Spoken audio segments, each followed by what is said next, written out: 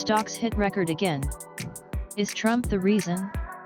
Investors are giddy with excitement, and they clearly believe that both big blue-chip multinationals and smaller companies that do most of their business in the US will continue to thrive.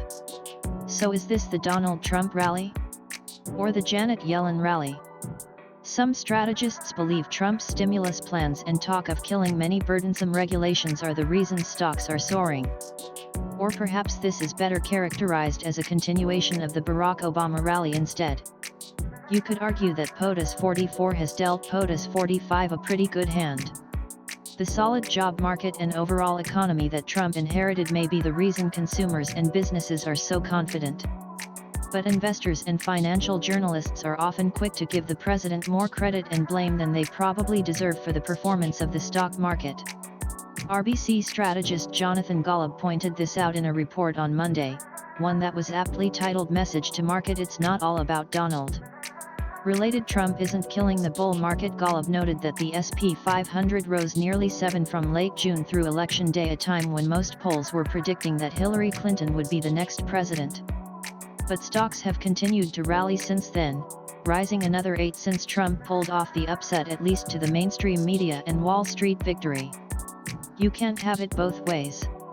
It makes no logical sense to suggest that stocks rallied because investors believed Trump would lose and that they continued to rally because Trump didn't lose. Bond yields have also been rising since Trump won, a phenomenon that many investors have attributed to the likelihood of stimulus from the president and Republican Congress. Yet Golub points out that the yield on the 10-year U.S. Treasury was going up during the late summer as well. Of course, many investors were expecting stimulus from Clinton too. Yet once again, many investors are claiming that Trump is the catalyst for something that not only was going on before he was elected, but was happening because many thought he would lose. Related stocks have avoided a one dive for an unusually long period of time, so it's odd that Trump is being cited as the main reason for a market rally that began months before anyone felt he could win. What's really going on? The one constant during the past few months is the Federal Reserve.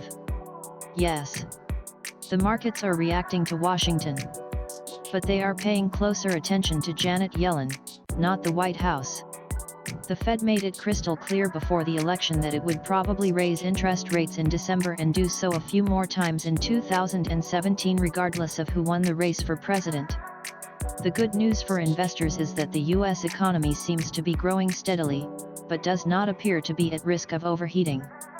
Related, Hayrace: why the world's largest money manager is worried. The most recent jobs report showed that wages grew at a decent rate of 2.5% annually. But that's not nearly high enough to spark fears of runaway inflation and lead the Fed to aggressively raise rates. Even if Yellen and the Fed hike rates 3 times this year, they are likely to do so by just a quarter point every time. That would push the Fed's key short-term rate to a range of 1.25 to 1.5. That's still extremely low. At those levels, stocks would still be more attractive than bonds. Corporate earnings should be able to keep rising at a healthy clip. And consumers would probably keep spending. So investors would be wise to keep a close eye on Yellen and not just have a myopic focus on the president. With that in mind, Yellen is set to testify in front of Congress on Tuesday and Wednesday. And what she says about the timing and magnitude of future rate hikes could wind up keeping the rally going full steam ahead or stopping it dead in its tracks.